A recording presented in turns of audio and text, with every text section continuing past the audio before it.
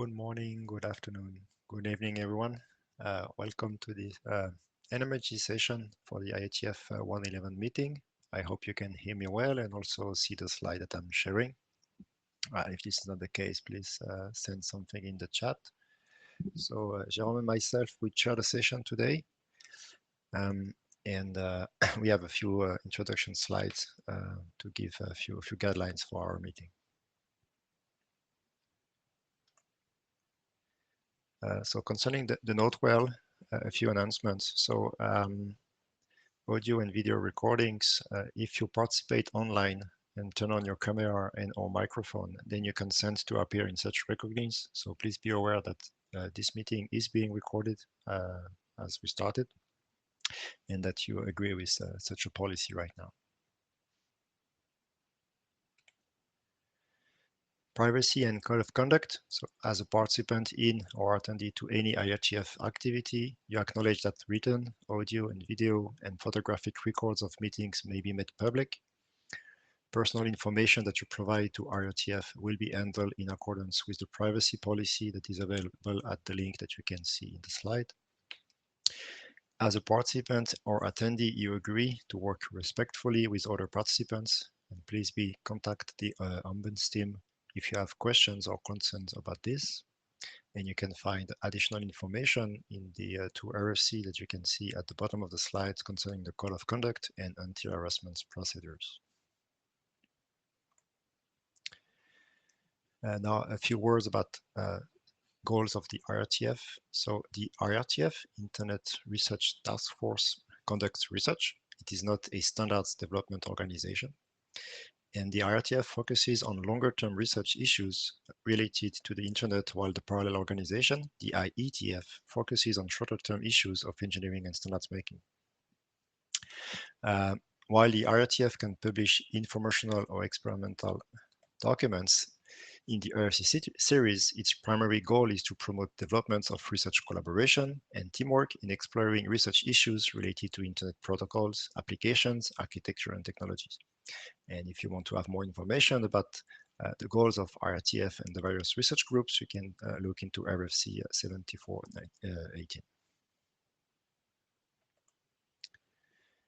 Online meeting etiquette. So as mentioned already previously, the session is being recorded. Please keep your audio muted and video off when you are not presenting or speaking. And when speaking, please start by stating your name and affiliation. This is very useful for people that will look at the recordings after. You can also get some useful links in the agenda that is available on the data tracker. So the materials for these sessions, we have a shared note with CodeMD that is available. We will have also recordings of the session that will be available after the session on the YouTube channel, IETF YouTube channel. For the agenda today, so this is the current introduction, first point of the agenda. Then we have let's say, technical topic around digital twins with 3 presentations. We will follow that with a dedicated presentation on building context-aware data aggregation framework for network monitoring. Jérôme will follow with a status on the research challenges for AI network management document. Then we have a point on the activity related to intent-based networking with a presentation on the network measurement intent and status of the 2 research group documents related to intent-based networking. We have a few slides at the end, if time allows, to give you a quick update on the research group status. And at the very end of the meeting, if we still have our buffer time, we will also make a quick highlight of new contributions to the research group, where we would like to investigate further this work in a dedicated interim, but we would like to give opportunity to the authors to present quickly a glimpse of what they are proposing still in this meeting. So if you agree with the agenda, we will proceed with the first topic on digital twins.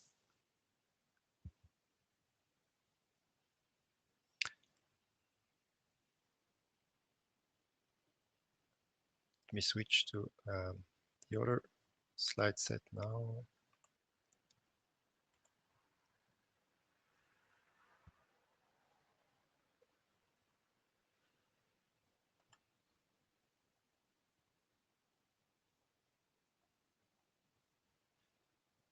Hello? Yes, I can hear you. Give me just a second to share the slide.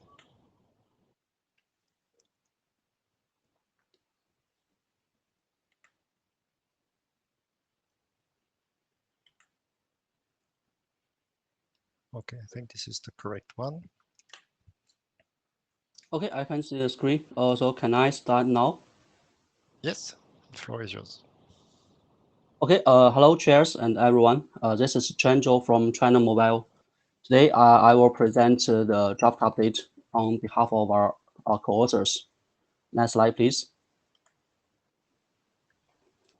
Actually, this is the first time to present the draft in this research group.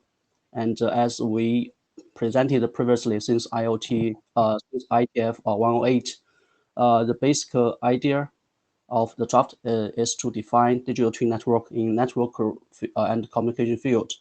Our goals of the draft is to define a new tool for efficient and intelligent management and to stimulate innovation with optimized cycles. The major technical contributions, including sketch reference architecture for digital twin network to identify key values and the challenges of digital twin network, and to provide typical application scenarios. Since IETF 110 will resolve open issues raised in Section 9 and reported back to the mailing list, then presented the updates on interim meeting on May 17th. And then we collected more inputs and comments from mailing list, and thanks to Ramin, Cedra, Pedro Martinez, Julia, and other experts. Next, four slides show the major updates we made in 04 version. So next slide, please. Okay, this slide shows the updates on core elements of digital twin network. Orchestration is removed from the core elements. Now the four core elements are data, models, mapping, and interfaces. We believe that orchestration can be consolidated into control function building block in digital twin network and also can be part of the functionalities in the reference architecture of digital twin entity management. Next slide, please. This slide shows the update on definitions on data and models. Uh, Data and models are usually the two common but separated elements for digital twins in most industrial fields. And as shown in the text, we added a more detailed description to clarify the definition of data and model in this version. Next slide, please. This slide shows the clarification on mapping definition and the updates of continuous verification. And mapping is used to identify the digital twin and the underlying entities and establish a real-time interactive relation between the physical network and the twin network or between twin networks. The mapping can be one-to-one vertical mapping or one-to-many horizontal mapping. And continuous verification is an extension of DevOps practices that are concerned with verifying the system as a whole. Closed loop control and stimulation enclosed in digital twin network supports dynamic mechanism required by DevOps procedures. So next slide, please. This slide shows the reference architecture of digital twin network. It is of a three-layer system. The lowest layer is physical network. The intermediate layer is network digital twin. This layer includes three key subsystems: data repository, service mapping models, and digital twin entity management. And top layer is the network application layer. And both conventional and innovative applications can run against DTM platform with low cost and less service impact on real network. Actually, this reference architecture was first provided on version 02. After made some updates on the architecture, we decided to change the draft title from concept of digital twin network to digital twin network concept and reference architecture. Next slide, please. Okay, the coming two slides show the detailed review comments from expert Ramin Sedra and our initial reply. The first comment is about reference on digital twin technology. The second comment suggested us to cite more papers on definition of digital twin to network. And the third comment is about stress us to clarify the benefit of privacy and regulatory compliance. The fourth comment is about function models.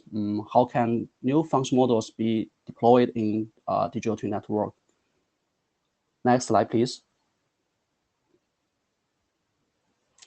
The fifth comment is about data models, and this sixth comment is about resource consumption of DTN, monitor of performance and resource consumption, and also about unified interfaces.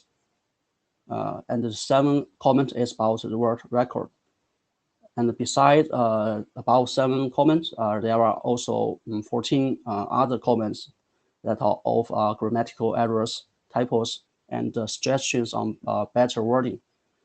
And for all the comments, we have provided initial reply on each comment, either with explanation or accepted to revise in next version. So thanks again to Ramin Sedra for the careful review and the valuable comments. Next slide, please. And this slide shows another comment from expert Pedro Martinez Julia about the mapping of the reference architecture to other typical network management architectures. We believe our work is an expansion of network simulation and the unique difference from traditional network management architecture is using interactive virtual real mapping to build closed-loop network automation. Our concern is providing survey on other architectures might lose focus of this draft. So we decided to just add text in abstract and introduction in next version to clarify the scope and the relation with traditional network management architectures. Next slide, please. This slide shows that the concept of digital twin network is getting more attention from industry.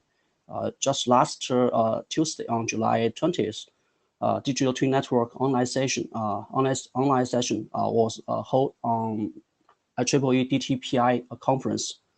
The session built a platform for exchanging ideas on research and application of digital twin technology in network and communication field.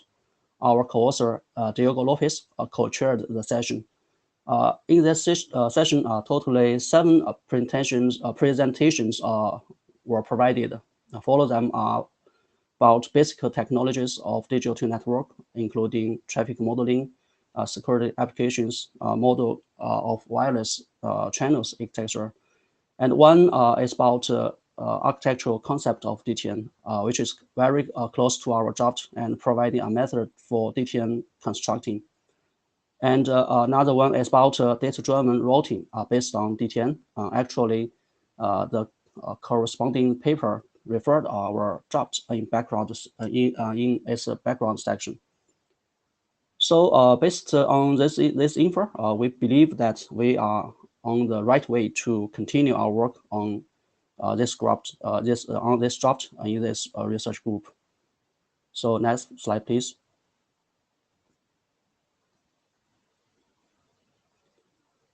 Going forward, we will keep investigating more use cases and requirements of DTN and address any issues raised in this meeting. And after that, after address all comments and issues, we will request a research group adoption call for this document.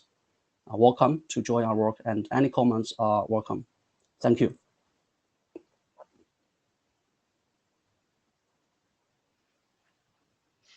Thank you, Sheng, for the presentation. Do we have questions or comments?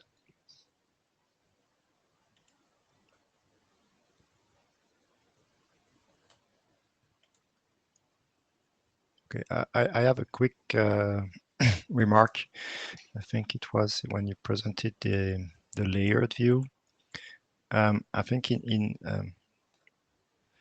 the previous statement, you mentioned that there could be different way of having relationship between the real network, I mean the real infrastructure and the digital twin.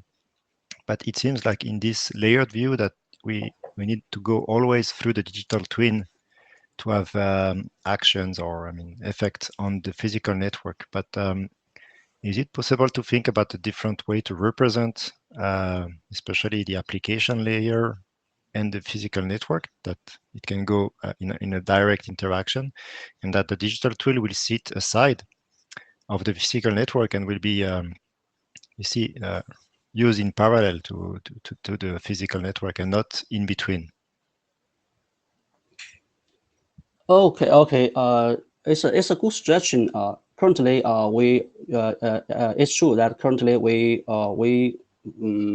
only focus to represent the virtual the physical network, and the services running on the physical network in network digital twin layer. And your suggestion to represent the applications on digital twin network it's not well considered, but basically I think it's not. We can think that applications running on the physical network is part of the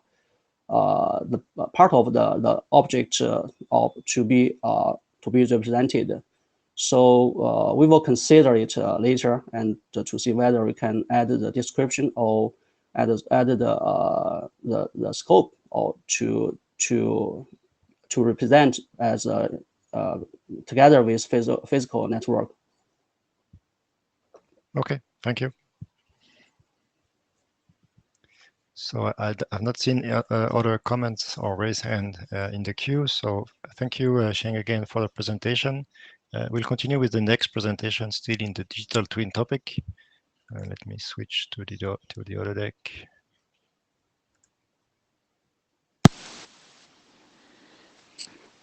And Diego will be our presenter. Yeah, it's me. Yes, I guess that's me. Tico saying that you can hear me now, so I assume that's the case. Yeah, we can hear you. Yeah. Well, basically, before I start, just a comment of what your previous question, Luan, somehow involved as well in the DTN effort. Precisely what I believe is that this is the model when you are trying to control the network through the digital twin, but you can have other mechanisms for control, and then you can choose. It's not that every application that you want to use to control the network is going to be has to use the digital twin as intermediary. But in the case of the applications that are aware of the digital twin, for sure, that's a little bit like when you have an SDN controller, if you like. Okay, so apart from that, well, going to the task that I have tonight is precisely is about introducing some results that we have achieved in the 5 Growth projects, and in particular regarding the application of AI and machine learning for network management in the industrial environment, and some conclusions that are related and that we believe are interesting to derive some general conclusions for the applicability of AI and ML in networking in general. So can you move on to the next slide, please? So just a very, very quick introduction to what the Five Growth Project is. It's a European project funded by the European Commission. It's a joint research project among several European companies, very much focused precisely on demonstrating how 5G technologies can be applied to improve the results of the in vertical industries in real production environments, and to explore the idea of combining management both by the network providers and the vertical industries, seeing achieving a common goal that is, as I said, are related to real life environments. Can you move on? And for this, to the next one. And for this in particular, the project is very much focused on pilots that are these are running on real environments in factories, in harbors, in railways, on which and the idea is to demonstrate how these deployments can be made in the industrial environment in cooperation with a public network service that is provided or is emulated by testing sites that are connected as well as to the pilot environment to demonstrate it. In particular, there are 4 pilots, 2 of them in Portugal on transportation, on railway management, and on energy distribution, and other 2, one in Turin in Italy, another one in between Bilbao and Madrid in Spain. Both of them focus on Industry 4.0. Can you move on, please? So apart from this, precisely to enable this and demonstrate the viability of these pilots and the use of the application of different technologies in network management and the interaction between the application needs and and a certain degree of control of the network to satisfy the application KPIs. The project has been working in several aspects that we innovating in the way in which the network functions are deployed, are managed, are security is provided, etc. In three main directions. One is on framework, supporting, strengthening security and supporting, let's say, cloud native techniques to deploy and managing the different elements in the network. In aspects related to architecture and in aspects related to with concrete algorithms. This presentation is basically focused on the architecture, on how specifically on how the orchestration of the collection of monitoring data is applied, how this data is processed and combined and aggregated to provide the intended results, and how this combination of the orchestration and the data infrastructures facilitates the use of artificial intelligence mechanisms for control and management of the network environment. Can you move on, please? So, and for this, and this is probably the most important thing that is about this environment that has been demonstrated and in which we have been working for during the last couple of years, or more than a couple of years, is that the idea is that we have the project has gone in experimenting with what I have called here a 3-dimensional closed loop. It's not only the typical closed loop. You have the closed loop for control or for inference, in which what you have is an AI-based controller that takes decisions, taking into account the data that comes from the network, from the plant, and makes decisions that try to drive the network towards or according to a certain set of policies. Normally, there is a previous loop that is used precisely for training the AI mechanism using machine learning techniques, whatever the techniques you feel like. And the important thing is that there is a third aspect, a third loop here that is about precisely controlling the flow of monitoring data that is entering any of the other two loops. So you can control you can control how many data and of which nature and structure how enters the learning loop and enters the control loop. So you have a possibility of being much more adaptive and even changing AI models, changing training mechanisms, changing this without affecting the whole infrastructure, and changing, if you desire, the focus of the inference process or the particular activity or the particular data on which a learning process is based on. Can you move on, please? To demonstrate this, the idea is precisely, and this is what, apart from discussing this, what we want to show is that this has been demonstrated in an environment with a robotic digital twin, in which what you have is a robotic arm that is moving around in a factory, and that is connected using 5G network to an environment in which the digital twin application is running, and in which there are a couple of functions that are heavily dependent on aspects related to, specifically in this case, latency. So the mechanisms in which are used by the human controllers to interact with the twin has a particular request on latency, as well as the control that is enabled by the digital twin to be applied to the robots. Can you move on, please?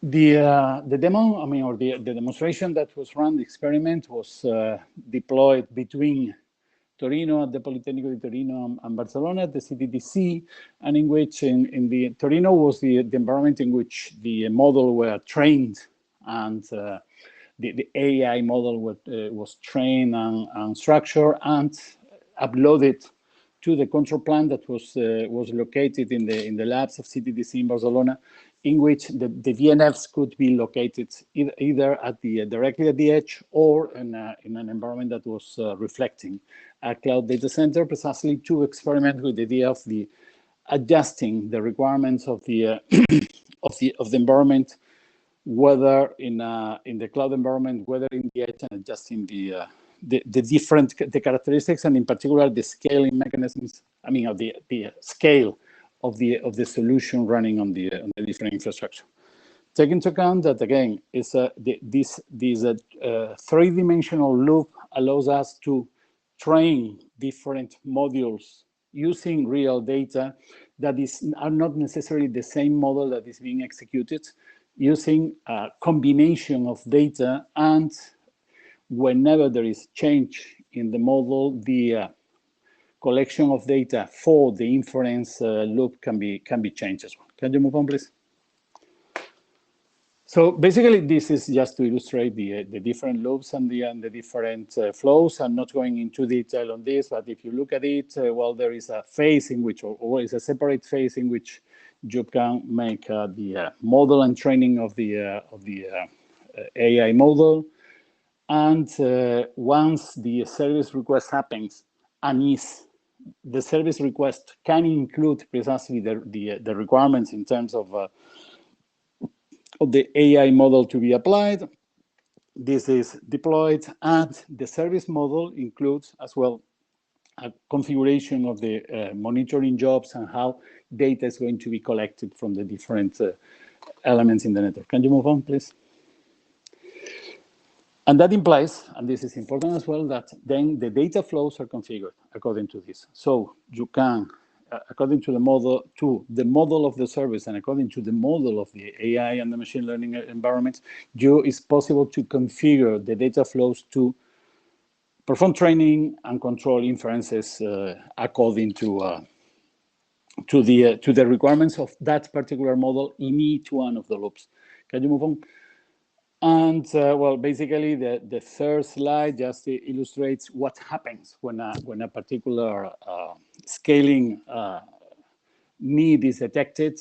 And well, in this part, I would say is quite typical in the sense that is the application of AI to make a life cycle decision on a particular services. Again, what is important is that the monitoring jobs can be, once the decision is taken, and the monitoring jobs can be reconfigured to dynamically adapt the data flows. Can you move on? So just as a conclusion, and is basically that, well, the idea, let me say, is that we have been experimenting with this three-dimensional closed loop. We have for sure used the common double loop for learning and inference. I mean, for training the model and for applying the model. But there is important the important addition here is that this additional control loop for the monitoring data flow, so how we can control the data, which data, and how it is combined to be fed into each one of the other loops, allowing a much higher flexibility of the whole system. This has been done precisely because one of the main goals of the project from the beginning was precisely to provide a complete data monitoring data infrastructure. So that implies that it's not only that we have the data infrastructure, that precisely, I guess it's Nacho, the one who's going to make another presentation of our data infrastructure. It's not only about this, but it's about including the requirements for data-driven operations in the service descriptors themselves, is supporting monitoring orchestration. I mean, deciding where data is collected and which data is collected from this point. And the idea that is about providing models about the data flows as well that allow us to abstract the models, combine them, and make a much more powerful feeds of data to the AI and ML modules. And well, what is in practice is that we have applied and we have demonstrated it into an industrial use case, and taking into account that we are talking about a digital twin, an industrial digital twin, precisely we believe that this is some conclusions that could be interesting precisely in connection to what Cheng was presenting before, and in general to the application of a set of network services able to support in the future the use of digital twins in whatever the industry. Can you move on? Just the last one is just to show where more information can be found. There is a paper on this that, by the way, it was get some award to a best paper award, just to make a little bit of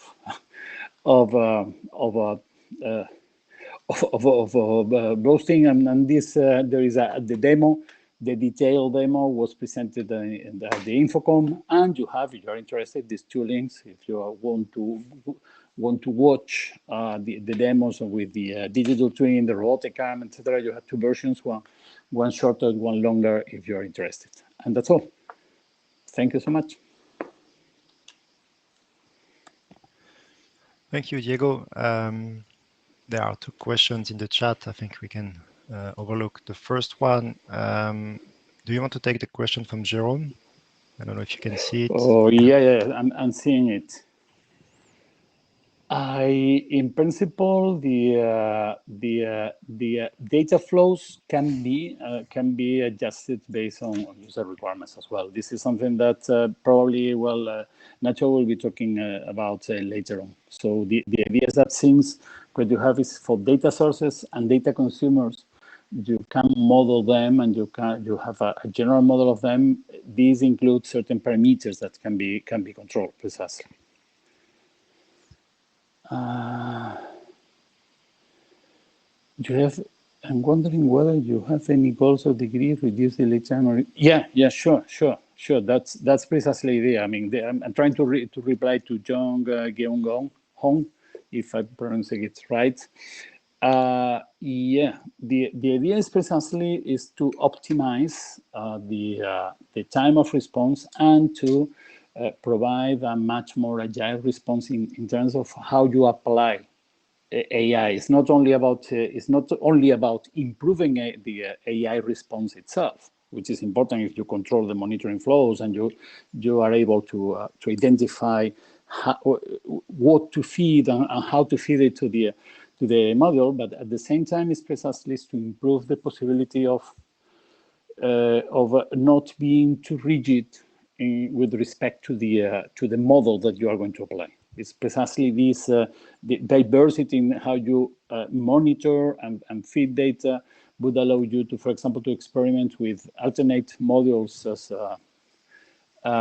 models as you're applying one model and you are training another model using the same plant data at the same time. And this we believe this is quite important.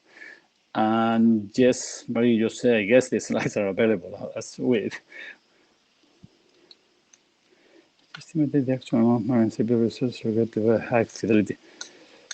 Well, this question is better, I would say, is better for Cheng because it has to do more with the previous one. The digital twin that we were working here with is the digital twin of a robotic arm. Pedro, not a general of the digital twin of a network. Probably this is something that in the general work in DTNs is something that should be considered indeed, and that's it's an interesting question. Yes, definitely.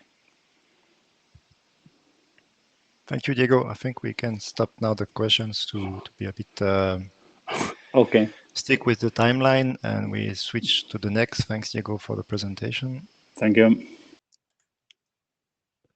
Our next talk will be from Dan Young, an efficient data collection method for digital twin network. And here you go.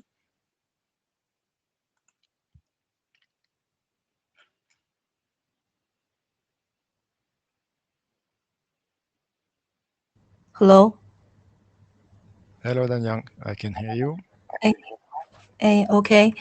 The topic of my presentation is an efficient data collection method for digital twin network, and the related draft can be found on the website. And next slide, please.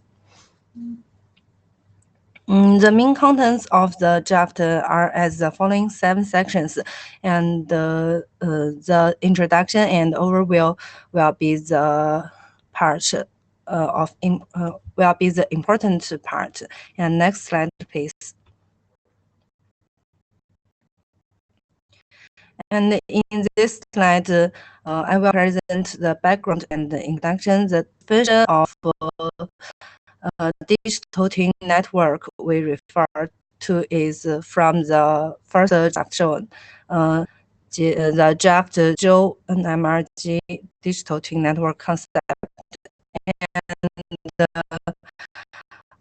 DTN is defined as a network system with physical network and twin network, which can be mapped in real time. So the construction of DTN requires real-time data of physical network to update the state.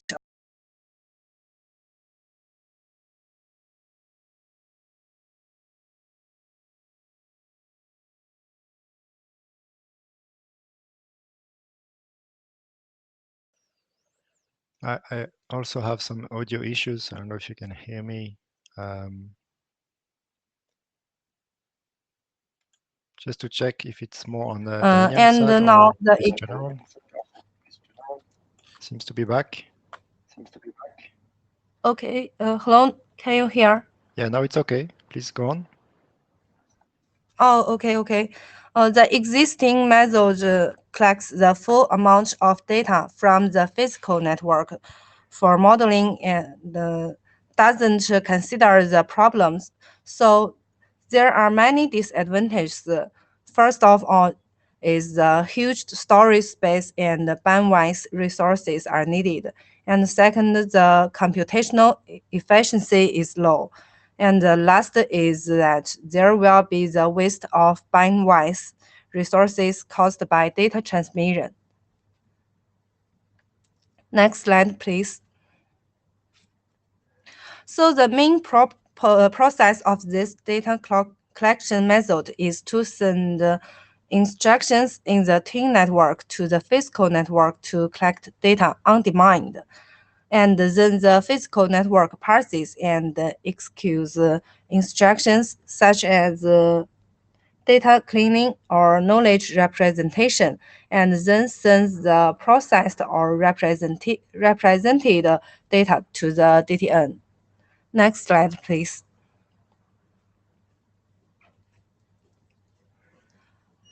The main models involved are shown in the figure.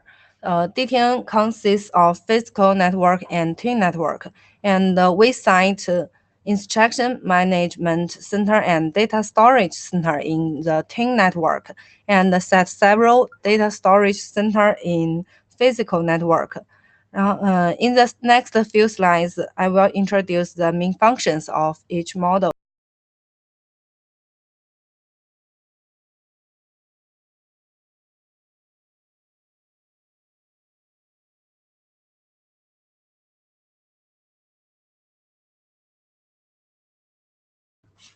Next slide, please.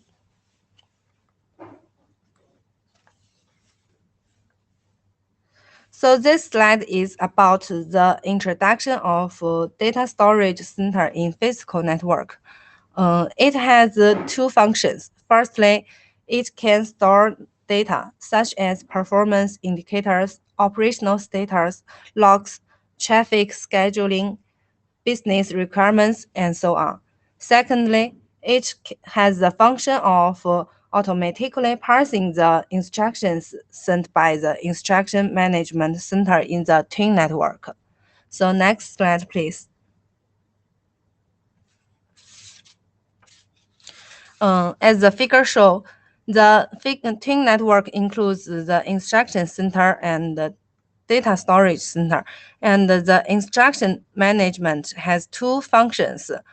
On the one hand, it's mainly used to manage the registration of the data storage center in the physical network. On the other hand, it's mainly used to adaptively configure the data collection instructions according to the collection requirements of the data storage center in the twin network, and search for IP addresses to send the instructions. So among this registration information would include various key information such as the IP address of the data storage center in the physical network, data type, and various index names of the data, and the data source name and the data size, and so on. Next slide, please. So the function of the data storage center in twin network is mainly to store the effective information after data processing and the knowledge representation returned by the data storage center in the physical network. Next slide, please.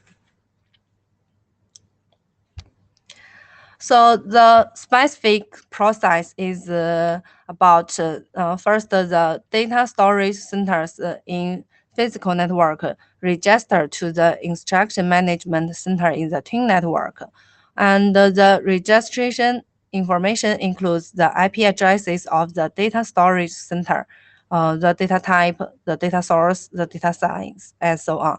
And then the data storage center in twin network sends the data collection request to the instruction management center. And then according to the data collection request, the instruction management center intelligently searches the registration information for addressing and configures the data processing instructions.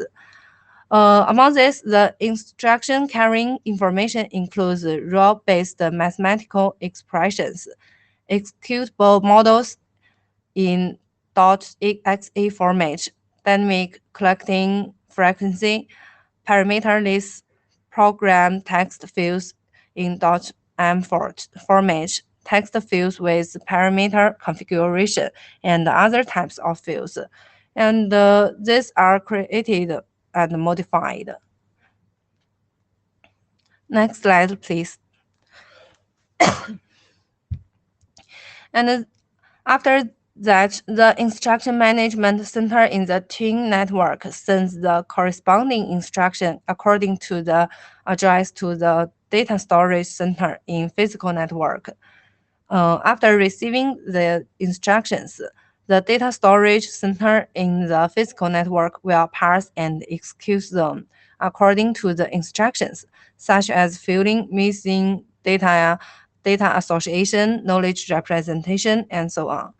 The data storage center of the physical network will send the processed and represented data to the data storage center in the twin network.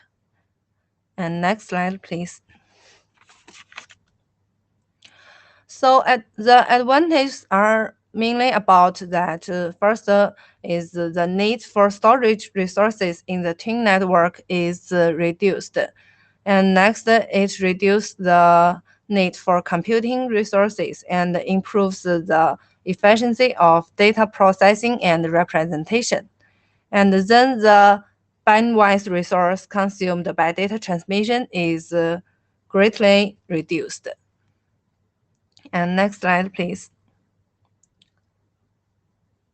So in the next, we will analyze the instruction carrying information more detail and discover more concrete examples of data collection and consider about the extraction, consider about the extension, and thanks, and looking forward to the comments, suggestions, and questions.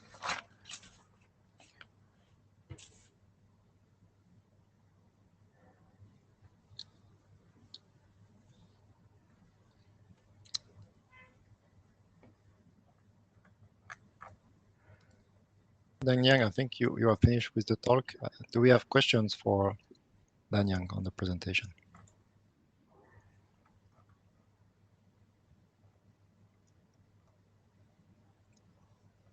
I have a quick comment. Jérôme, yes, I see on the chat. Jérôme raising hand. Yeah, Jérôme François speaking. Thank you for the presentation. For me, there is something that remains unclear, because one of the main motivations is to reduce storage capacity of the digital twin, but somehow it gives me the impression that with your approach only moves the problem towards the physical network, and also put more, let's say, pressure on the physical network, where you have to do a lot of processing. And that can also have some disadvantage, as maybe the physical network is more sensible and sensitive, and should not be maybe overloaded with too much additional processes. Have you considered this issue? What's your opinion of that?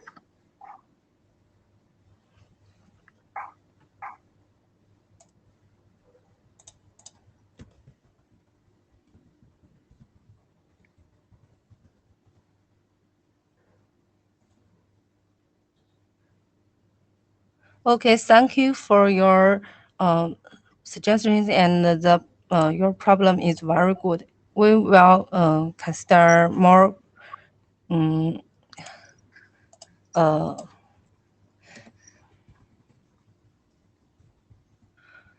more clearly and in the next.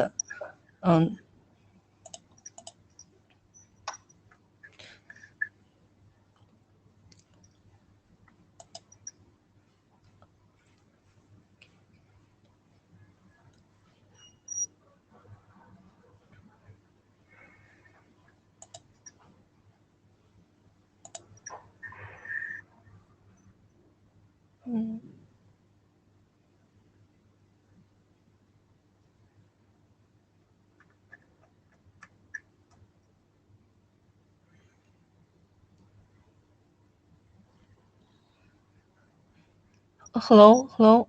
My network is worse, and if you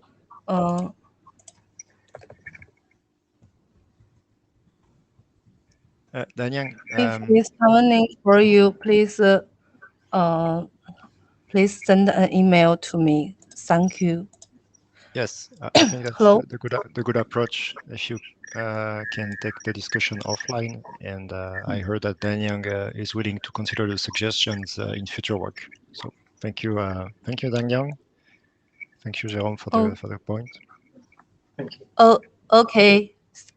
Thank you for the chair. I don't think we have other questions. Okay, thanks. Yeah, so moving on to the next presentation, which will be, I think it will be Diego again. Building a context-aware data aggregation framework for network monitoring. Let me check. Where is this one? So I think it will be Inyas. Can you hear me? Yeah. I can hear you. Yeah. Okay. Just I will be checking. presenting. Yeah. I think it's this one. It's correct. Yeah. Yes. Okay. Thank you. All right. Okay. Well, hi everyone. My name is Nacho. I'm a PhD student at the European University in Madrid, Spain.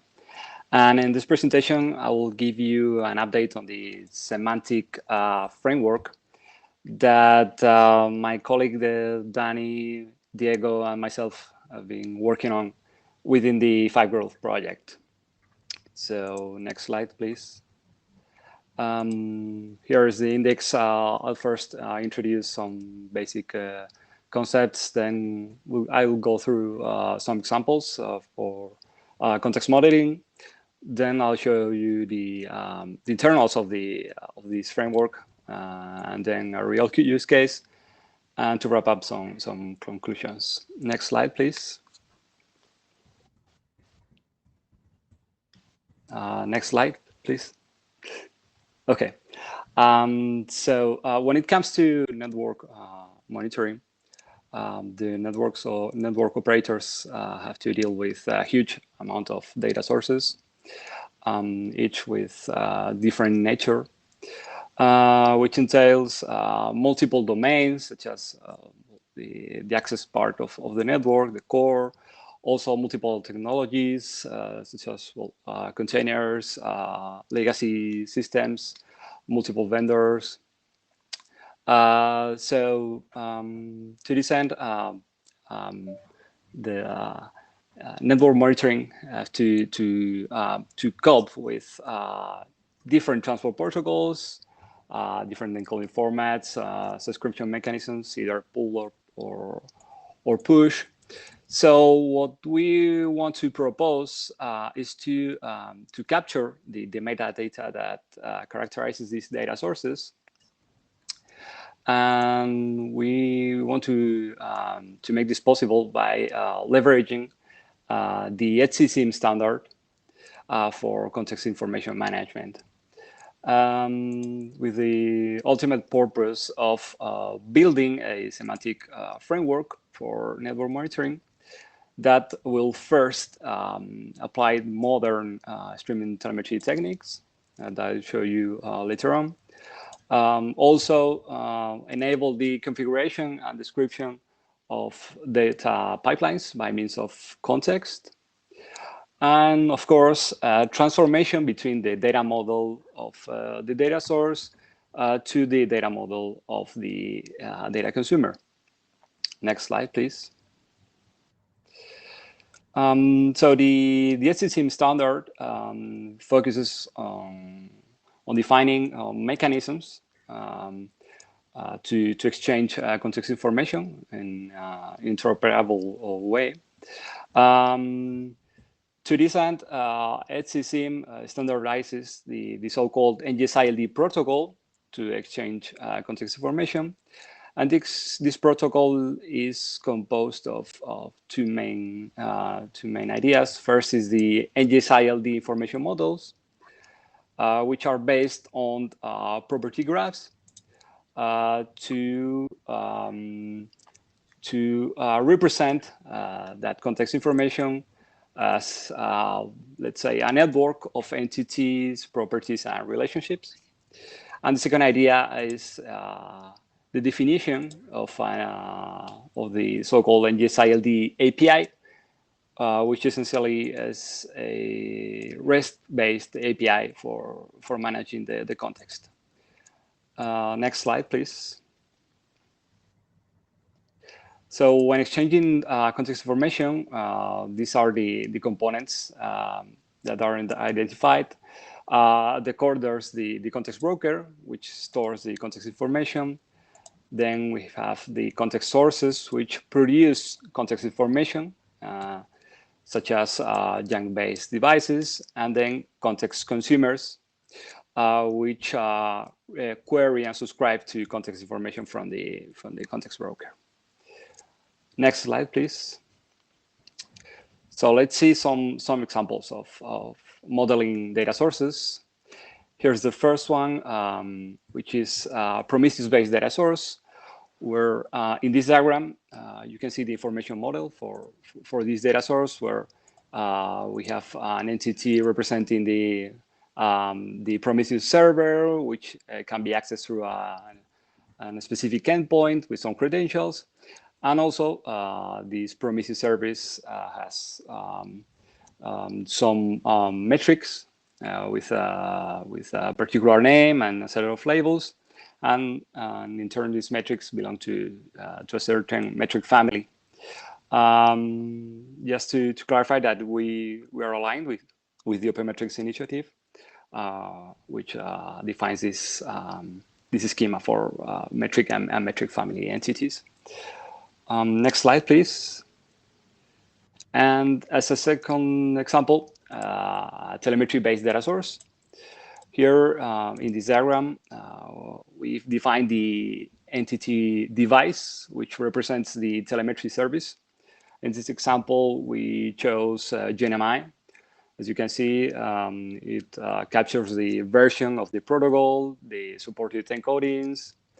Also, it has an endpoint associated with some credentials to access it. And on the other hand, this telemetry service supports some Yang modules with the associated metadata, such as the name, the revision, and the organization. Next slide, please. So let's see the semantic aggregator framework. Next slide, please. This is how the architecture looks like. At the bottom, we see the data fabric, which manages the monitoring data. We selected a set of big data tools, such as Apache NiFi, to collect the data from the data sources and to deliver it to data consumers. In the middle, you can see Apache Flink for data aggregation. And all this is possible thanks to Apache Kafka. So these big data tools can publish and subscribe to the monitoring data. And at the top, it's what we can call the context plane, where the context information is stored in the Scorpio building block, which is an implementation of the context broker. On the left-hand side, the data sources will produce context information, such as the Yang modules supported by a device. And on the right-hand side, the data consumers will query and subscribe to this information, so they can later on define the data pipelines that provide this information.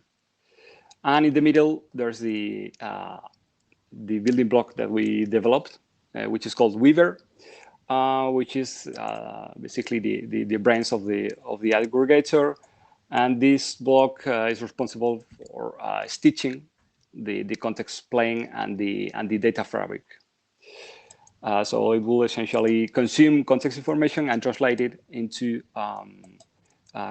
certain configurations in Apache NiFi and Flink. Okay, next slide, please.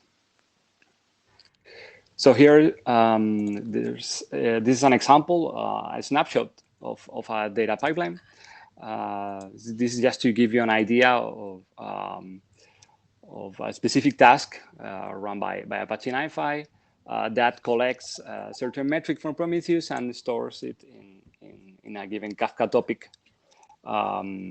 within the semantic data aggregator. So the idea is that the data consumers would discover this metric that you see at the left, and they will request to schedule a task that runs a NiFi template to collect this data and store it in Kafka. Note that this is the first stage of the data pipeline. This let's say the collection, the ingestion of data, and this will continue if we had more space with another task for aggregation and another task for the delivery of data. Next slide, please.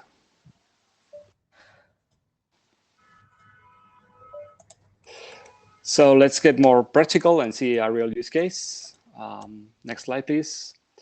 So the anomaly detector is a module that our colleagues of the 5 Growth projects have developed. This module is responsible for collecting, for analyzing measurements of rank KPIs. And based on this analysis of data traffic patterns and mobility patterns, the anomaly detector can identify and predict anomalies in our run cell.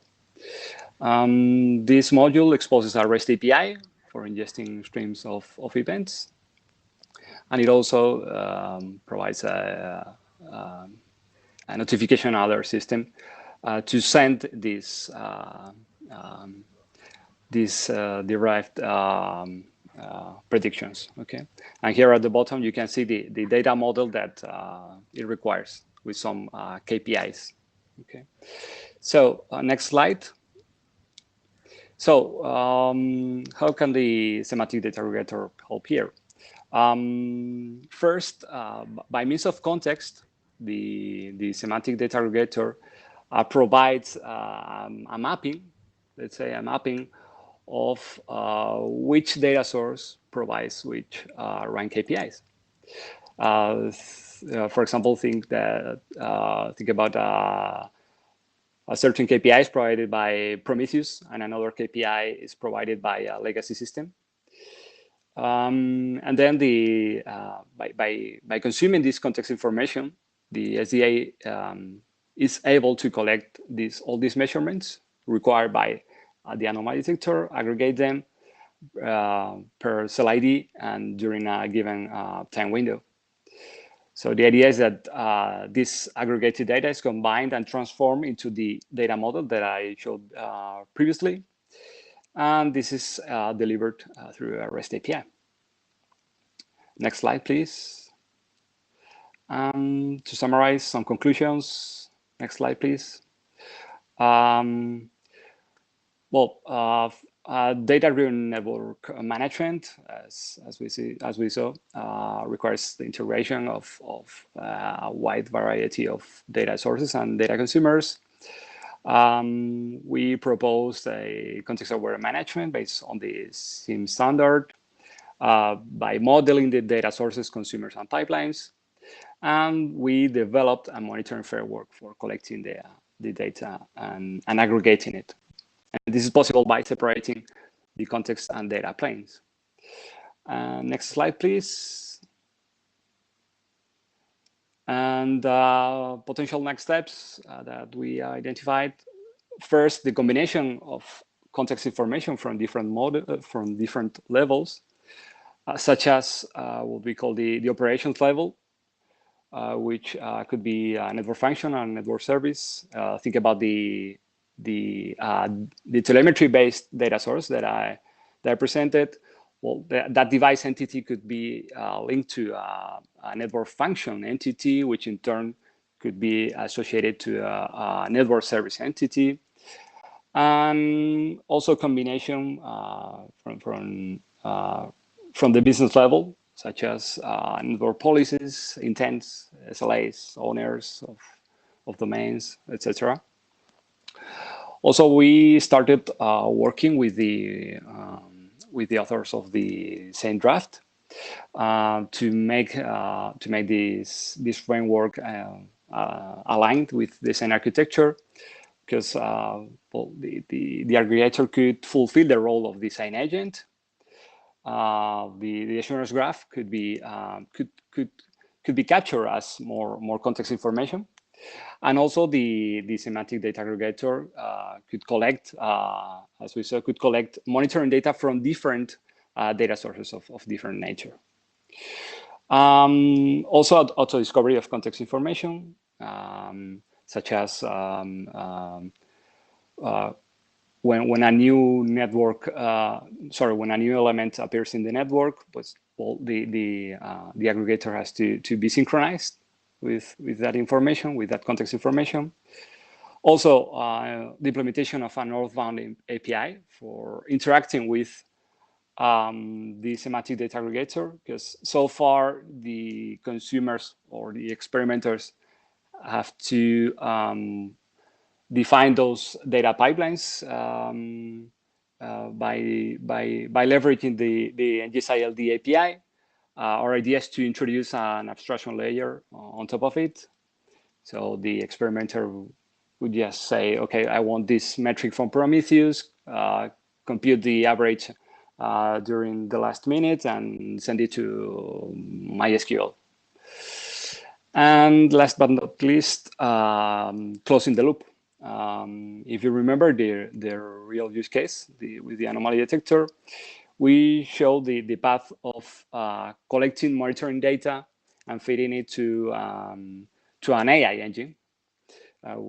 Because well, the anomaly detector is basically an AI engine, so we could see the picture the other way around, and in that case, the aggregator could collect those predictions produced by the anomaly detector and transform them into configuration data to be applied into the network. Okay, next slide. So that's all for this presentation. Thank you for watching. Any questions? Thanks, Ignacio. Questions from the floor? Check the chat. I don't think we have questions in the chat. Question comes to my mind because you mentioned that you want to use semantic information. And I'm not sure I get it from the presentation, but are you maintaining a kind of ontology of the different concepts? And I mean, I don't really care if it's an ontology or not, but who is, developing it, maintaining it, and how it gets updated? Because usually if you want to talk semantic, you need to have some common definitions.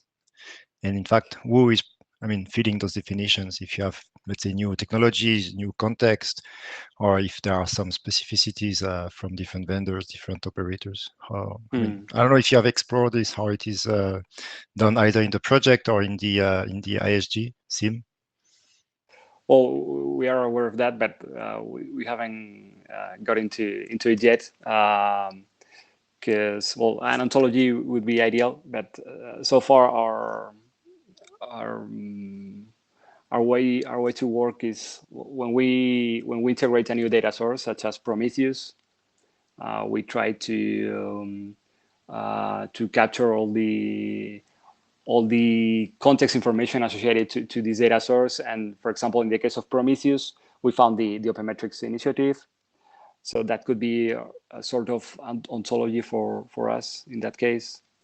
In the example of telemetry-based devices, well, there's we assume that these devices support YAM modules. So that covers it all with the supported YAM modules. But yeah, that's all for now.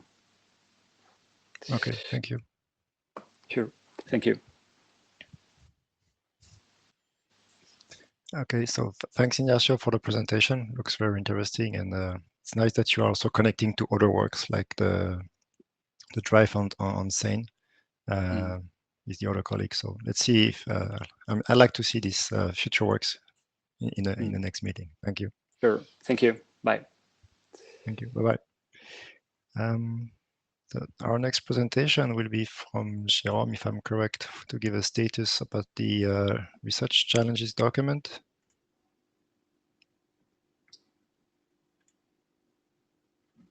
Yes, okay. Thank you, Laurent. And hello, everyone. So yes, I will give an update on the document. So, next slide, please, Laurent.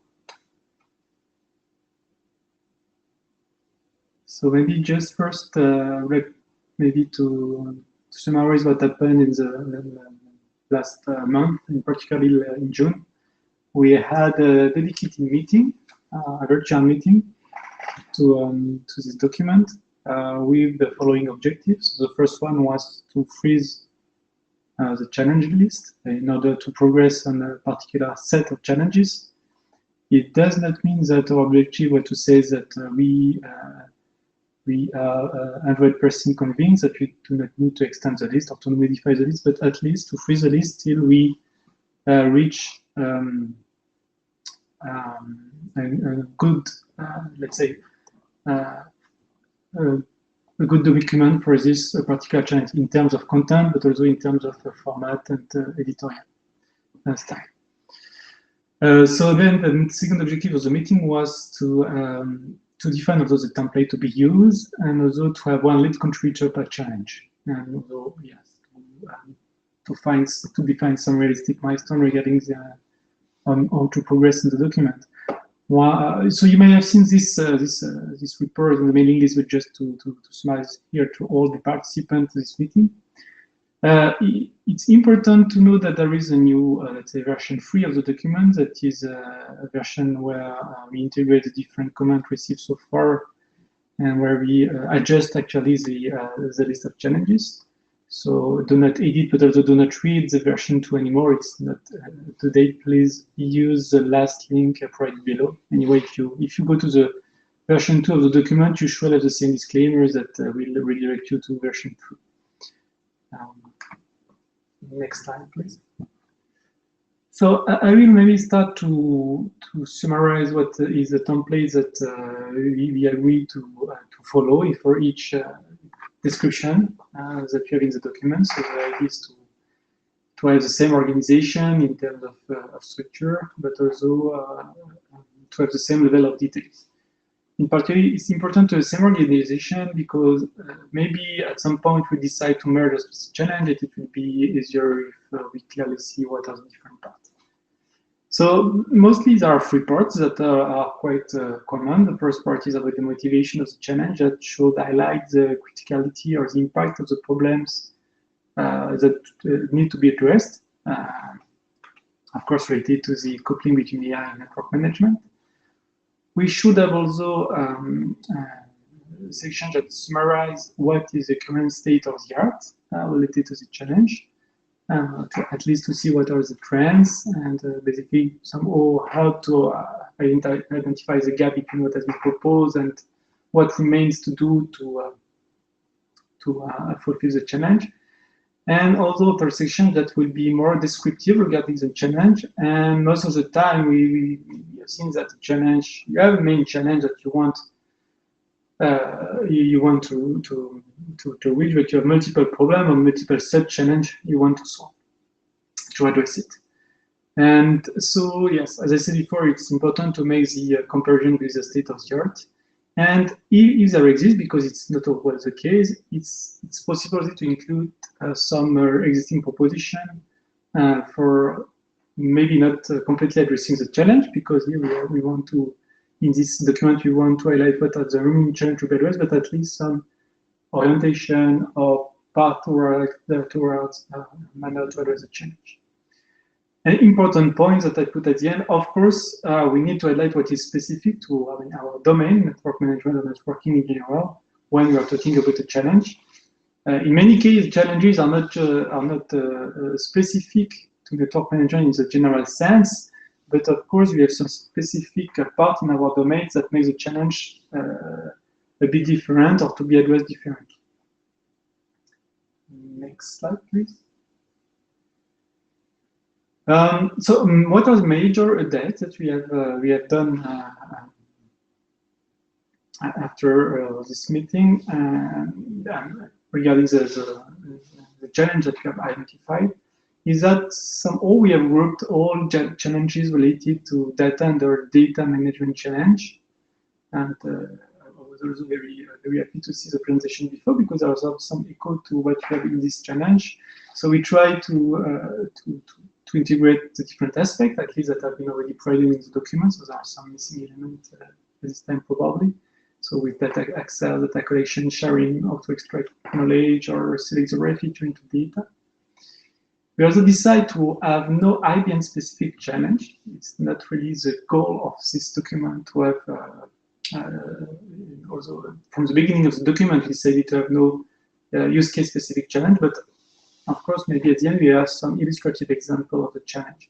But as we already said in all previous meetings, we want first to focus on a kind of generic challenge to avoid to be biased by a particular use case.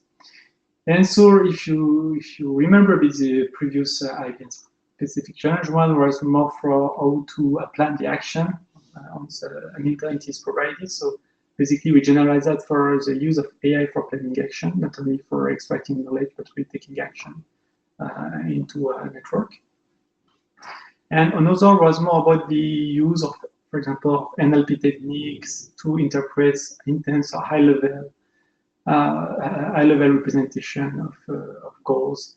And so we somehow integrate this and extend another challenge, which was more about also integrate external events, external data source, other type of non-technical data source in general. Or at least no low-level, let's say, data to be used. Next slide, please. Okay, sorry, here basically this table summarized what is the current progress. So basically you see in column the title of the challenge that we have. So is a list that we have. You see and then in the next column, what are the sections that have been already provided for a challenge in terms of paragraphs. Paragraph and some comment from my side that I read through the document again today.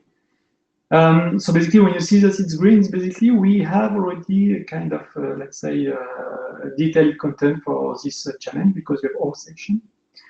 I put the free challenge in red because they are the challenges that have been mostly talking before, that have been modified or merged or put together.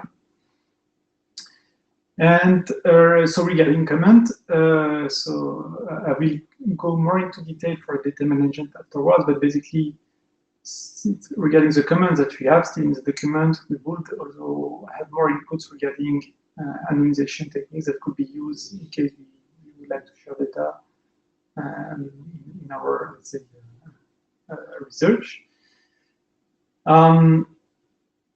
Maybe there is also the question of automated network data labeling that could be probably integrating to data management.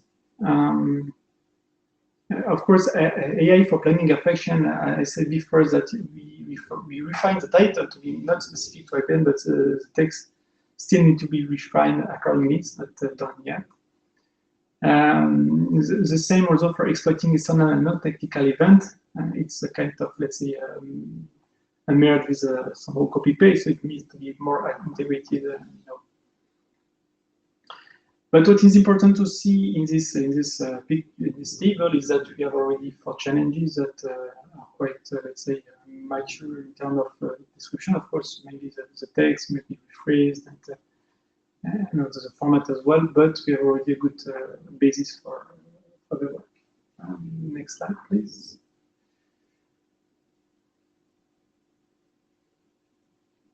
Okay, so the progress, maybe more focused now on the progress in the last month of on the content part, not only on the, let's say, structuring of the challenge.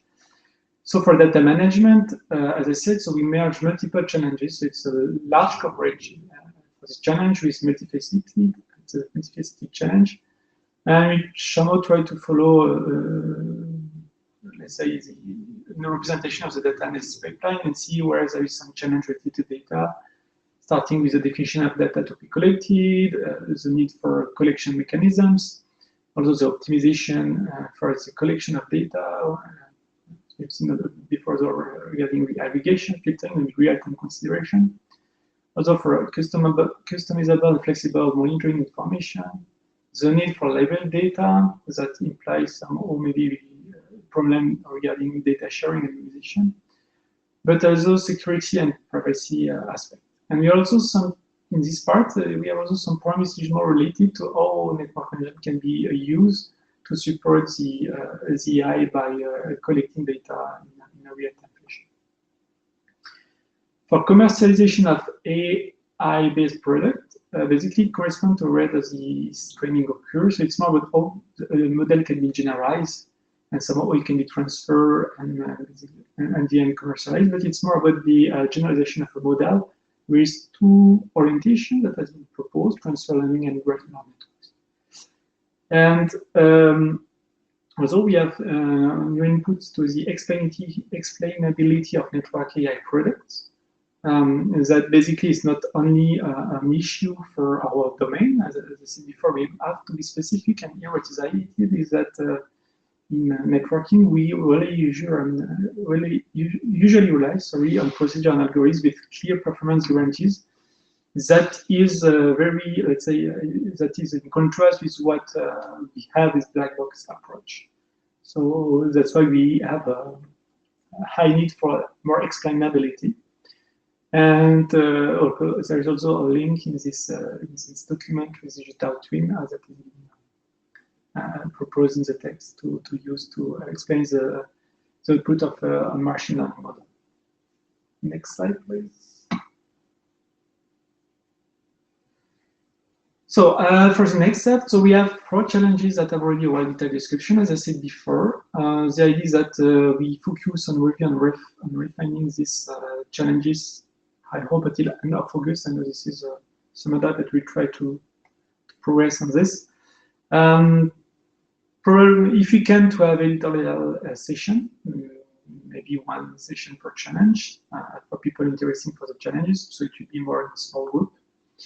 And also, as there are also well-detailed description, other, let's say, challenge leader can use this description to, and of course, contributor to work on their own challenges.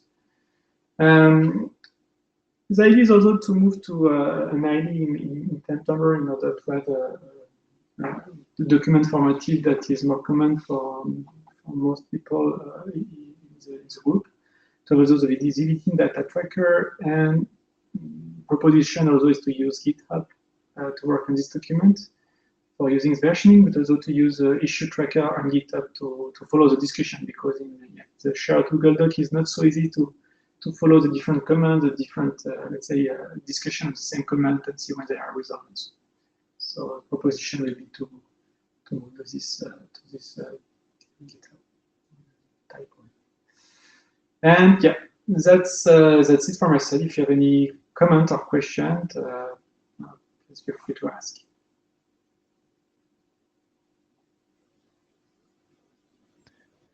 Thanks, Jérôme.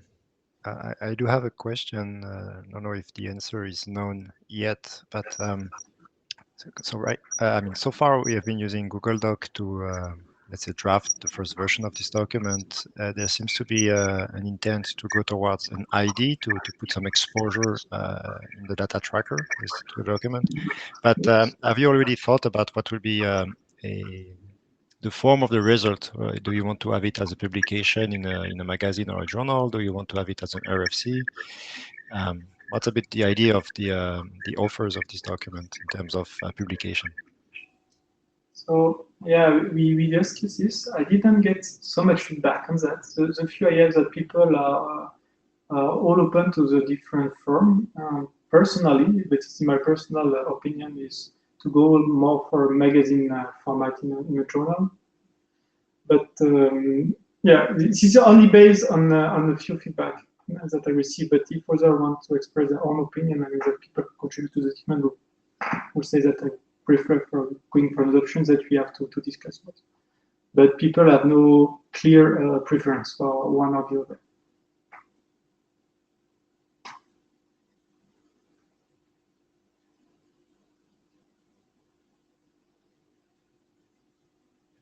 Just a follow-up question. Do you envisage that you can have different, let's say, versions or even generations of this kind of documents, so that you may publish something like the first set of challenges sooner and have it maintained in a kind of RFC? I mean, not an RFC, a draft, and then continue working into a second set of challenges and then make a kind of second publication?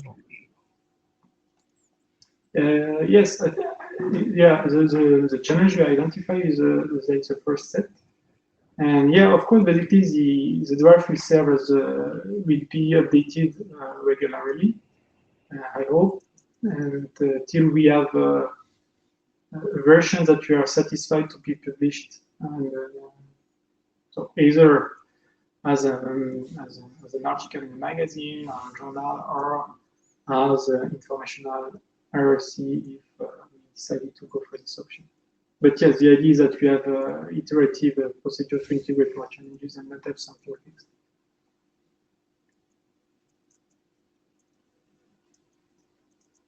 Okay, thank you. So let's move on to our next presentation. So it will be, I think, Tanya again on network measurement intent. Let me switch to the slide.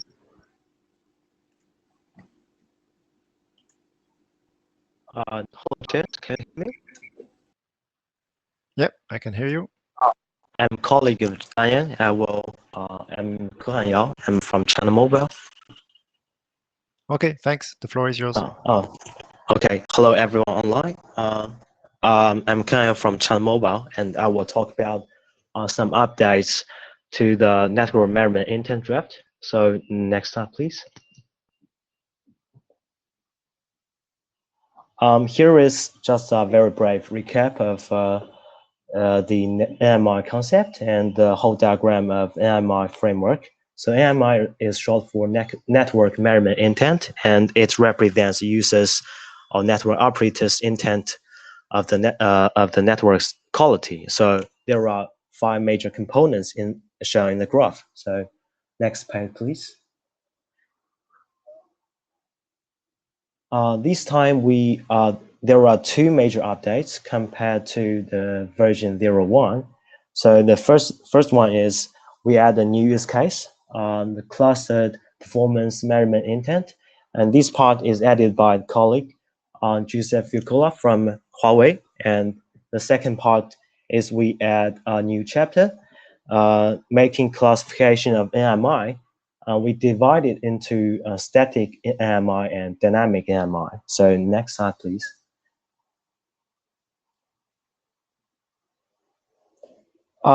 This page shows the example we talked about last time. It's about the timing accuracy while choosing the right frequency to send active probing packets, or sampling rate when you do passive monitoring on network. So next slide, please. And this time, we add a new part. It's about spatial accuracy, right? So the use case, the name of use case is clustered performance measurement intent, and it's referred from RFC 8889.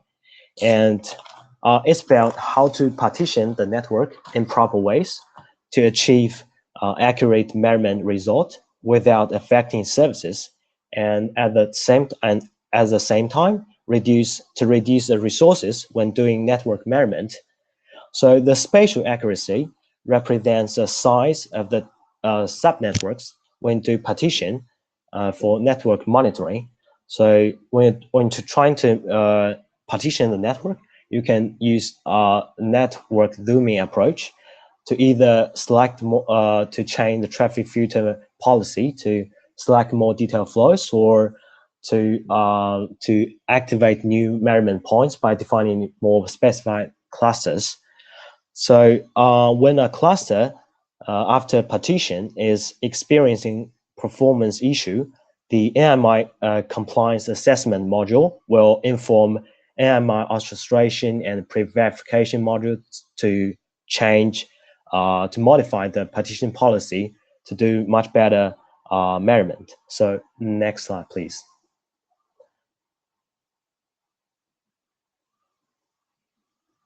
And then we add a new chapter to make a classification of AMI.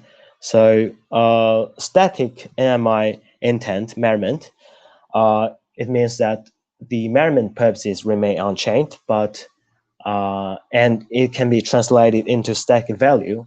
And like here's the example. I want to filter out the links with a delay of more than 50 milliseconds. The value is unchanged when you do network measurement. And next slide, please.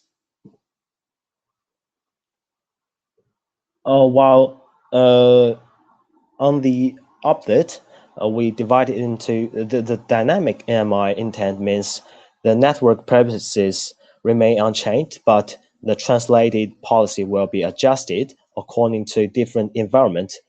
And like I want to know that when the network busy.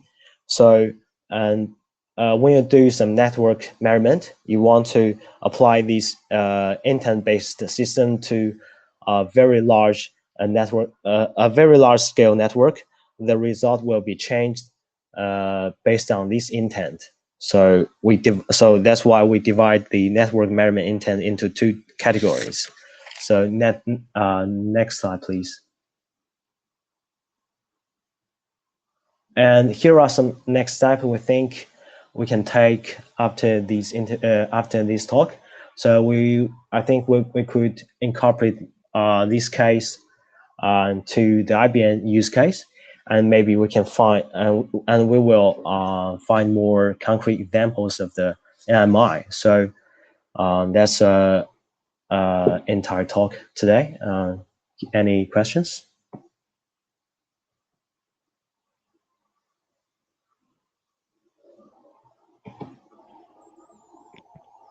Thanks, Johan. Let me check the chat if I see questions. Doesn't seem so.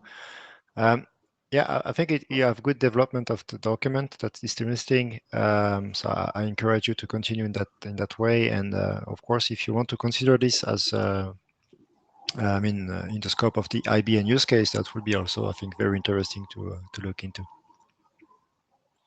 Yeah, sure. Thanks. Let me check. No further question from the audience. So thanks, Jan, and keep in touch for the next step of this work. Thank you. I'll mute myself.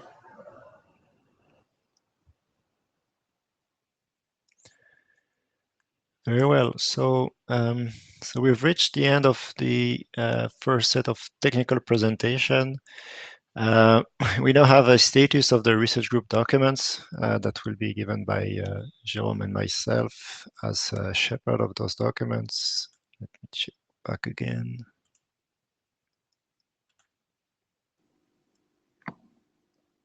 Sorry, Jérôme, you want to start?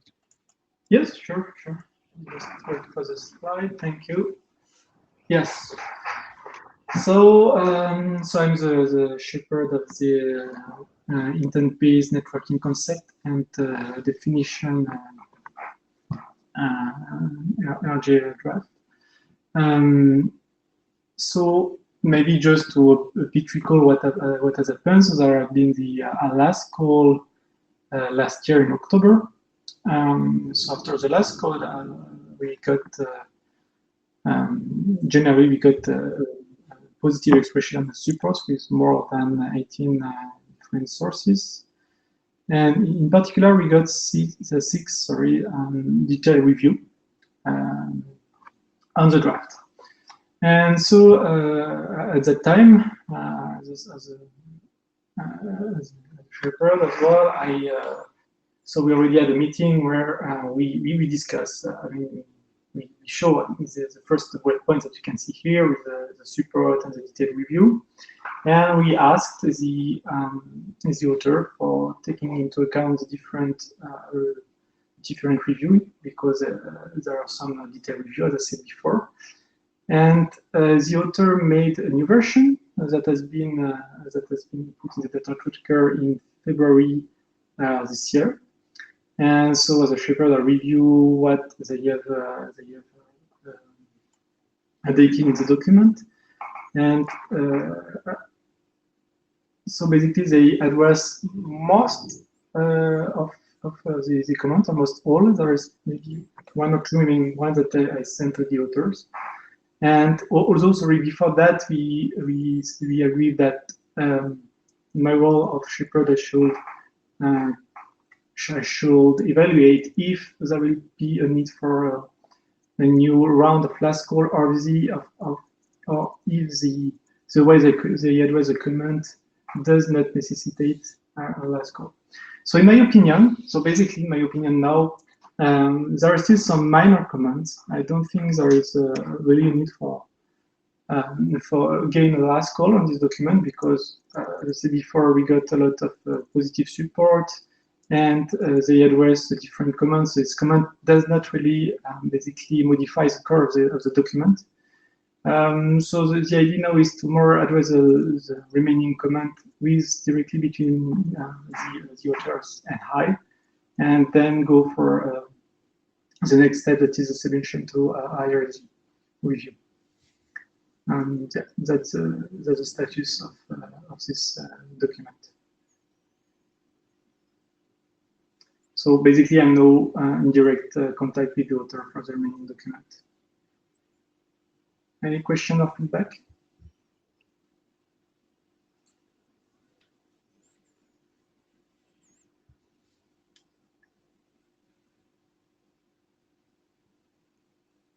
Doesn't seem we have any feedback or comments. So let's move with the next document. So it's intent classification.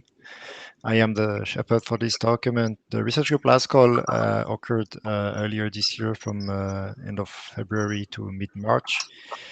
Similarly to the other draft, the document received positive expression of support. I have not counted in detail, but it was more than thousands of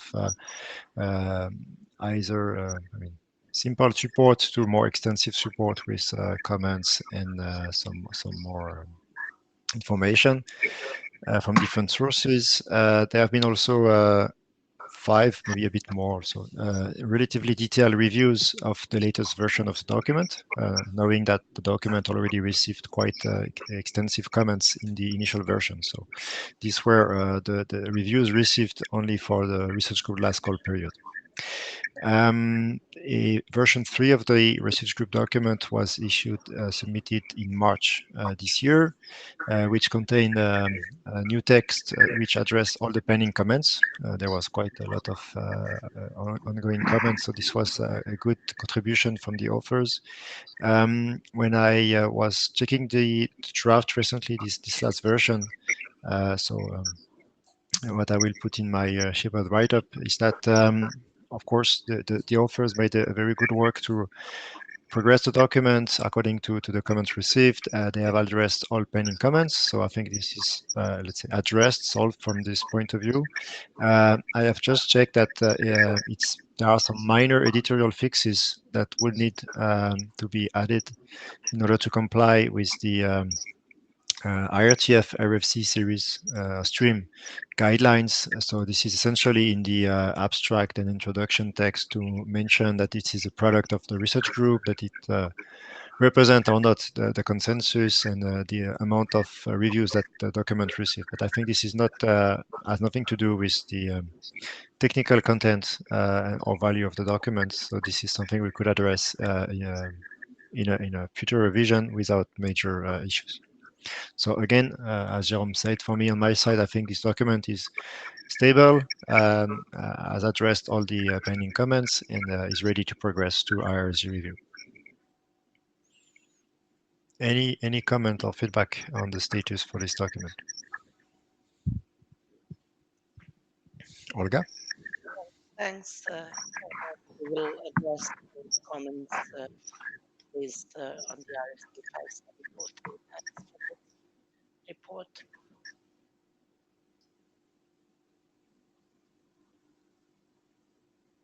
Okay, it was not easy to understand you, Olga, but I think you say that you were okay with the outcome.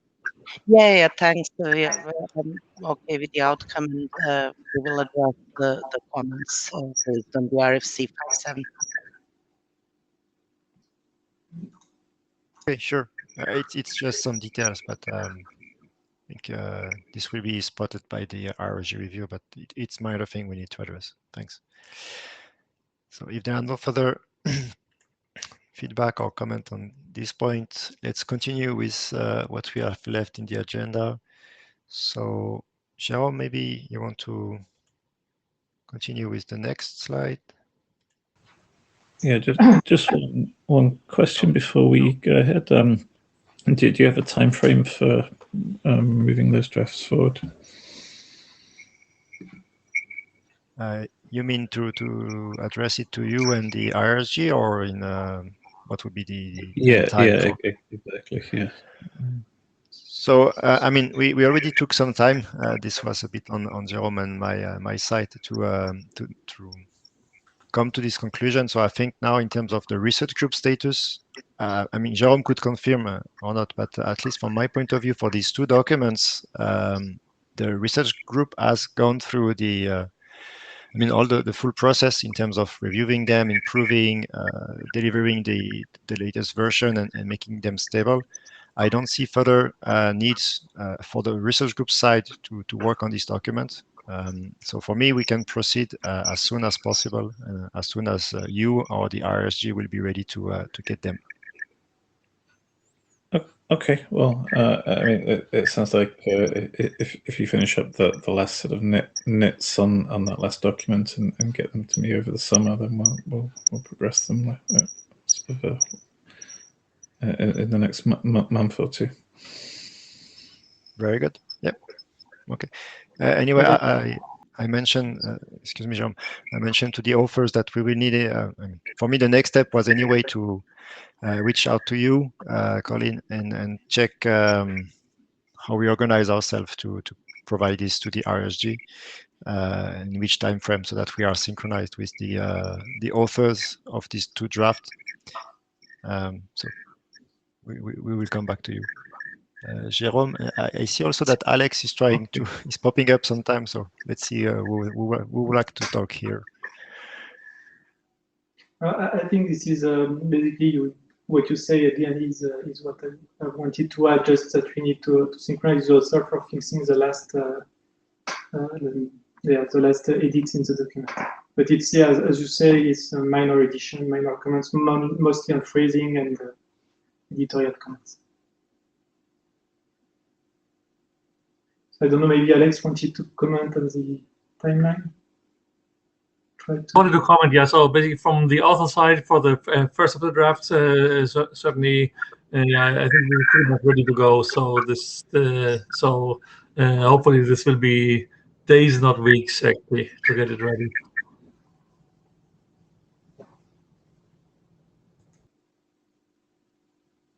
Okay, sounds good. I think we are all ready to progress. It's just a matter of being synchronized.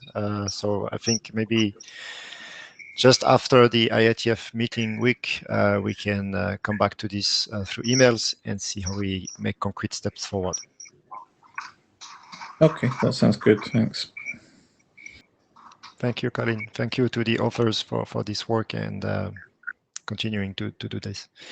So just moving on with the other slides of this presentation, status of the research group. Jérôme, you want to say some words for the next meetings?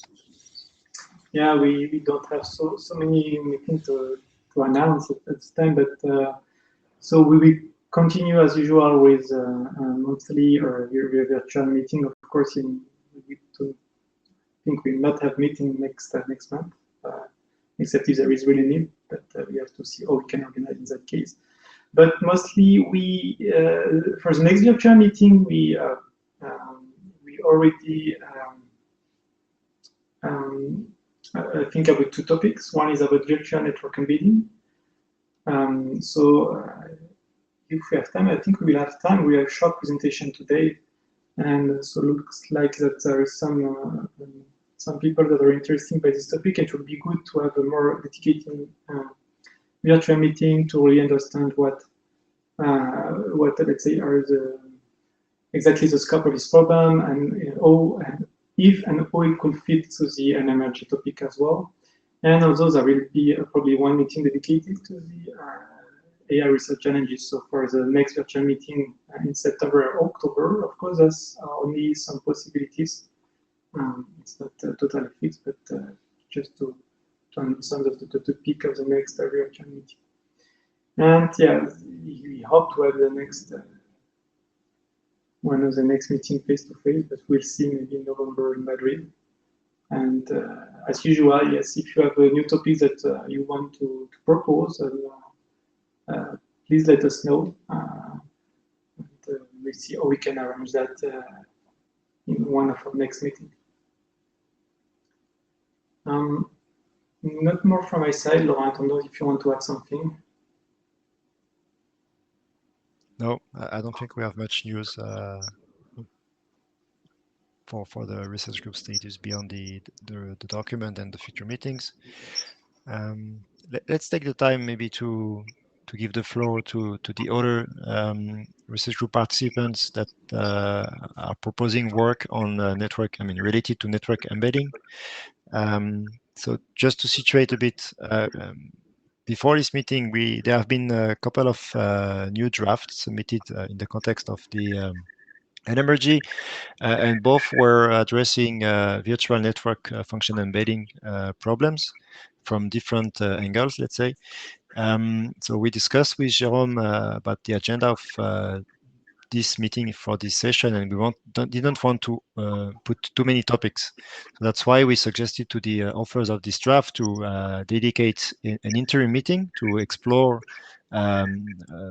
these proposals, because to our knowledge, virtual network embedding is a very interesting problem and has been quite explored in the last 10 years. Especially there is a lot of literature and existing solutions onto that. So we wanted to understand better what would be the research scopes, the research questions or challenges that still exist today, or if there are new context that triggers this work.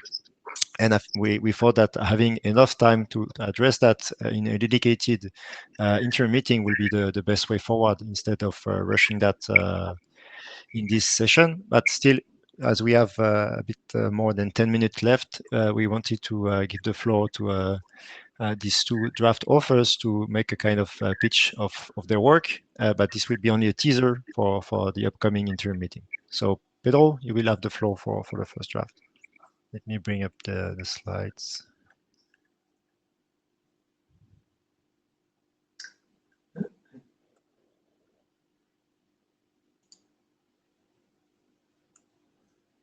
Jérôme, do you think we have slides? Can you see my screen? I think Not Pedro yet. wants to share the screen, but yeah, Pedro, I think then you can also send the slides that you can put on the data tracker. It's okay. I gave Pedro the floor, so you should see his screen now.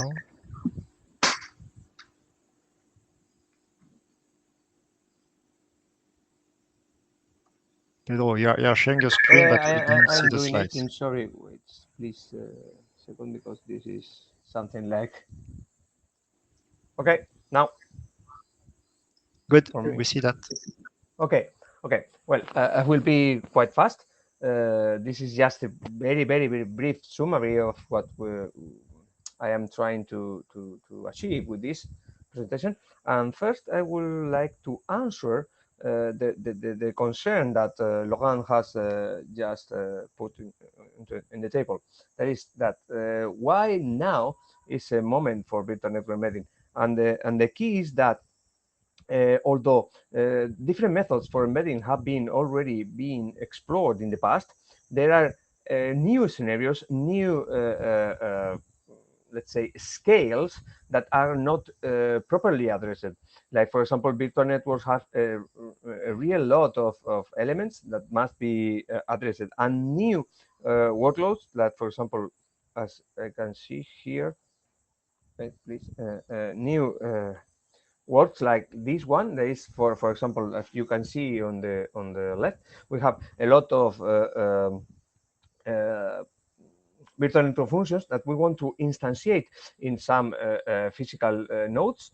But what we have now is to optimize the embedding dynamically. So as you can see here, we tried not to move the nodes that have been already well placed and just move the nodes that must be moved. Okay, the current state of the art is mostly based on linear programming. So they are hardly able to manage the size of virtual network and physical network that we are talking today. So we need new approaches to resolve them.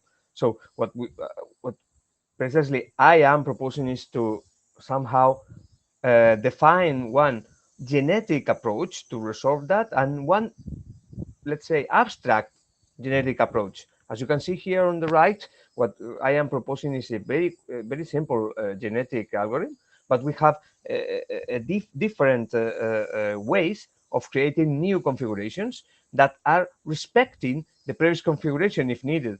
This algorithm is begins with an empty configuration, but it can begin with the current configuration of the network. So we are concentrating in evolving it, and genetic algorithms are best for evolution. So that's what why we are proposing them, and that must be more or less somehow managed in terms of some agreement of the procedure, because otherwise they can give some disparate results and the quality is not as good as required. So in summary, there are new circumstances, new scenarios that are not well covered by current or previous approaches for network embedding. And also there are new approaches like genetic algorithms that are giving better results than previous approaches. So when we put both together, that justify that currently, today is there are some needs for this work inside the IETF, especially in the NMRG. I mean, this research aspect of the network. We must research this kind of algorithms. We must research, for example, as I can reference this, of what kind of mutation, breeding, or creation of configurations we can do in order to improve the resulting configuration of the network. That's my summary. I hope this gives some kind of illustrative or illustration of what are my intentions. I will just finish so other can talk. Thank you.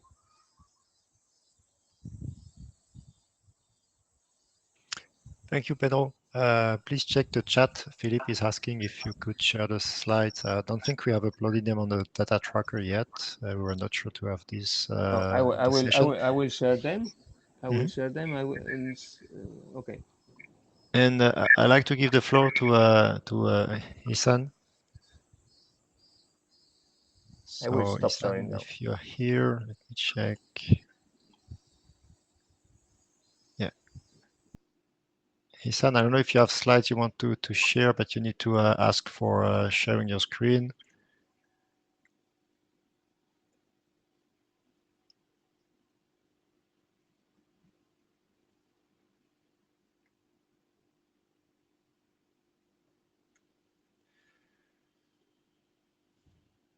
Ersan, can you hear us? You still have the possibility to present, or at least not necessarily present slide, but if you want to talk about your proposal, the floor is yours. You can put you in the queue or ask to share your screen.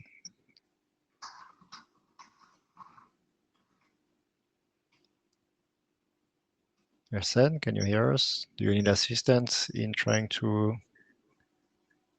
Okay. Ersan seems to be off now. Let's give him some seconds to see if he reconnects or try to participate actively in the meeting. So while Isan is trying to reconnect, maybe there is another draft. You can see it in the agenda, at the end of the agenda. It's another draft that is proposing to use reinforcement learning approach for the virtual network embedding problem. So this is why we suggested to group these two drafts together in an inter-meeting and see what could be the research questions to address. Let me see. I don't see Ilan again.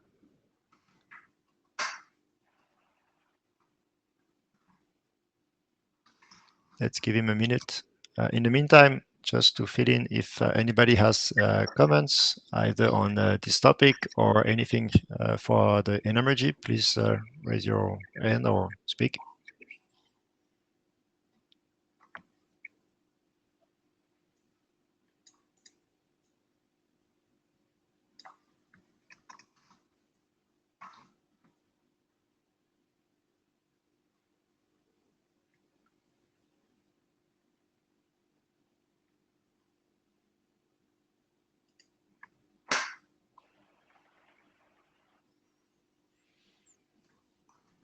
Okay, I don't see Hirsen coming back. So we will address on the mailing list a doodle to find a good slot for this inter-meeting dedicated to VNE. And hopefully we can have inputs from these two drafts. Our idea was also to prepare a bit offline, as we said, about trying to understand the new context for bringing VNE into the scope of NMRG, to understand what will be the research directions supported by these proposals. So I don't see Hirsen coming back. Jérôme, do you have anything else to add? No, nothing from my side, Laurent. So it's okay. So just to thank all the participants for this meeting. Yep. Okay. Thank you everyone for attending. Let me check one final in the participant list. I don't see Hirsen coming back. So we will reach out to him and involve him in the preparation of the upcoming inter-meeting. Thanks to everyone. Thanks to the presenters. Thanks to the authors for this document. Have a good rest of the day, if it's still day for you, or a good night for the ones that stay up late. Thank you, everyone. Goodbye. Thank you all. Thank you, Laurent. Bye.